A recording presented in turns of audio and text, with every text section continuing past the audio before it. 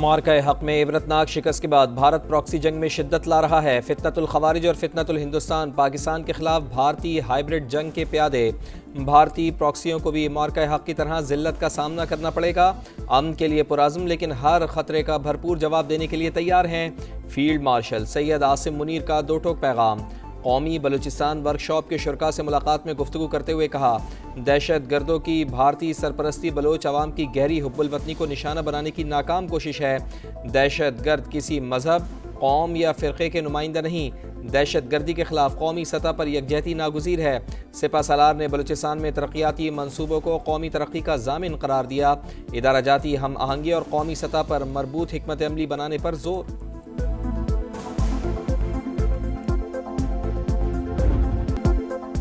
روس کے مشرقی ساحلی علاقے میں 8.8 شدت کا خوفناک زلزلہ، گہرائی 20 کلومیٹر ریکارڈ، آفٹر شاکس کا سلسلہ جاری۔ سونامی کی لہریں روس اور جاپان کے ساحلوں سے ٹکرا گئے۔ روسی قصبے سیویرو کورلسک میں کئی گھر بہہ گئے۔ امریکی ریاست کیلیفورنیا، واشنگٹن، ہوائی، الاسکا میں بھی سونامی کی وارننگ جاری۔ ہوائی کی بندرگاہیں خالی کرنے اور تجارتی جہازوں کے داخلے پر پابندی، حکام کے انخلا کے احکامات، گیس اسٹیشنز پر لوگوں کی لائنیں لگ گئی۔ مضبوط رہیں، محفوظ رہیں، امریکی صدر ڈونلڈ ٹرمپ کا عوام کو پیغام۔ زلزلے کے بعد جاپان میں 16 مقامات پر لہریں بلند، 20 لاکھ افراد کو سونامی کے باعث انخلا کی وارننگ۔ جزیرہ ہوکائیدو میں لوگوں نے بلند و بالا عمارتوں کی چھتوں پر پناہ لے لی۔ ریلوے سروس معطل، فوکوشیما سمیت تمام ایٹمی تنصیبات کو خالی کروا لیا گیا۔ 220 شہروں اور قصبوں کے لیے ایڈوائزری جاری۔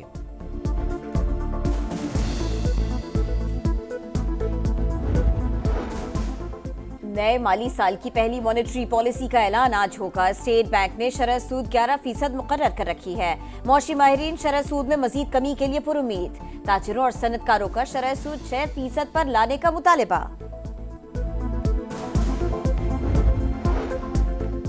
پاکستان کی معاشی شرح نمو عالمی معاشی ترقی کی رفتار سے بہتر رہنے کی توقع۔ رواں سال معاشی شرح نمو 3.6% رہنے کا امکان۔ اعتماد کی بحالی، سازگار حالات اہم پالیسی ترجیحات قرار۔ IMF کی ورلڈ اکنامک آؤٹ لک اپ ڈیٹ رپورٹ جاری۔ کہا، عالمی سطح پر مہنگائی میں کمی اور مالی حالات میں بہتری آ رہی ہے۔ جیو پولیٹیکل کشیدگی بھی عالمی معیشت کے لیے بڑا خطرہ ہے۔ چلاس میں سیلابی ریلے میں بہنے والے سیاحوں کی 10ویں روز بھی تلاش۔ پاک فوج اور ریسکیو اہلکاروں کا سرچ آپریشن جاری۔ لینڈ سلائڈنگ اور سیلاب سے ہر طرف تباہی کے مناظر۔ چلاس تھک بابوسر میں سیلابی ریلوں نے 3 بستیاں صفائے ہستی سے مٹا دی۔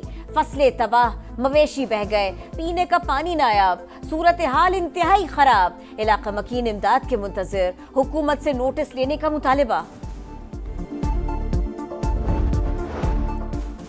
شارع قراقرم سمیت شمالی علاقہ جات میں ٹریفک مکمل بحال۔ چلاس، مانسیرہ، بابوسر ٹاپ اور خنجراب سے رائے کوٹ تک کے علاقے بھی کلیئر۔ وفاقی وزیر مواصلات عبدالعلیم خان کو احکامات پر عمل درآمد کی رپورٹ پیش۔ سیکٹری مواصلات کہتے ہیں گلگت بلتستان کے لیے سیاح بلا خوف سفر کر سکتے ہیں۔ کچھ جگہوں پر حفاظتی اقدامات کی ضرورت اور گنجائش ہے۔ NHA اپنا کام جاری رکھے گی۔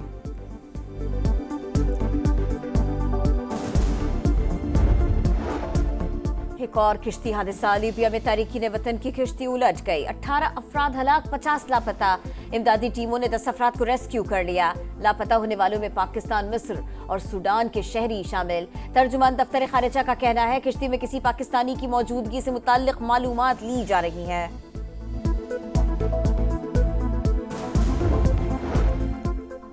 بہتر مستقبل کے لیے گمراہ کن راستہ اختیار کرنا جان کو خطرے میں ڈالنے کے مترادف ہے۔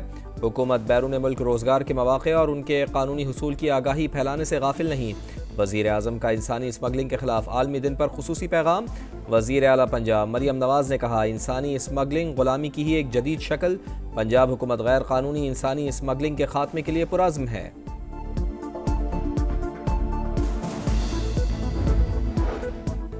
حکومتی ریٹ ختم، ملک میں چینی نایاب، سپلائی معطل ہونے سے دکانوں پر بھی محدود اسٹاک۔ مصنوعی قلت کے باعث چینی کے منہ مانگے دام وصول کیے جا رہے ہیں۔ بعض شہروں میں چینی کی قیمت 200 روپے فی کلو تک جا پہنچی، کوئی پوچھنے والا نہیں۔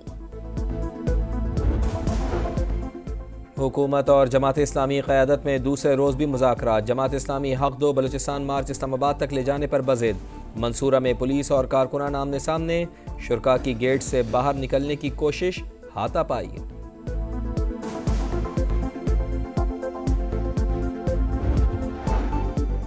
بادلوں کی گھن گرج، جڑواں شہروں میں تیز ہواؤں کے ساتھ موسلادھار بارش، نشیبی علاقے زیر آب، رین ایمرجنسی نافذ، نالا لئی پر کٹاریاں کے مقام پر پانی کی سطح 16 فٹ اور کوال منڈی پر 11 فٹ ریکارڈ، واسا کاملا ہائی الرٹ، لاہور جہلم گجرخان میں بھی وقفے سے بارش، اٹک ہری پور آزاد کشمیر ملکنڈ اور چار سدہ میں بھی جل تھا لیک، محکمہ موسمیات کی پنجاب خیبر پختونخوا کشمیر گلگت بلتستان میں تیز بارشوں کی پیش گوئی۔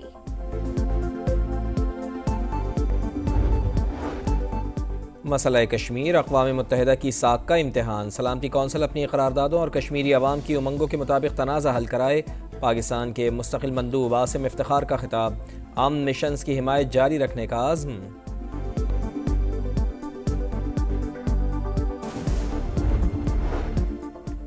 بھارت نے میرے کہنے پر پاکستان کے ساتھ سیز فائر کیا، امریکی صدر نے ایک بار پھر مودی سرکار کا جھوٹ بے نقاب کر دیا، کہا اگر میں نہ روکتا تو دونوں ملک اب تک لڑ رہے ہوتے، بھارت نے تجارتی معاہدہ نہ کیا تو 20 سے 25% ٹیرف لگا دیں گے، ٹرمپ کی وارننگ، برطانیہ کا آزاد فلسطینی ریاست کے قیام کے تسلیم کرنے کا اعلان، حماس کے لیے انعام قرار۔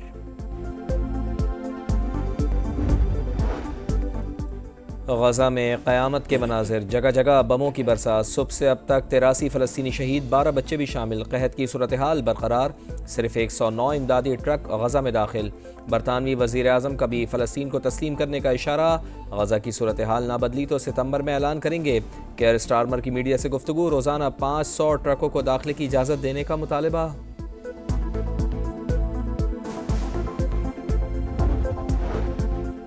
سمندری طوفان کومے چین کے شہر شنگھائی سے ٹکرا گیا، ایمرجنسی نافذ، 2,80,000 افراد محفوظ مقام پر منتقل، شدید بارشوں سے معمولات زندگی مفلوج، ٹرین سروس معطل، سینکڑوں پروازیں منسوخ، بیجنگ میں بھی طوفانی بارشوں سے ہلاکتوں کی تعداد 34 ہو گئی۔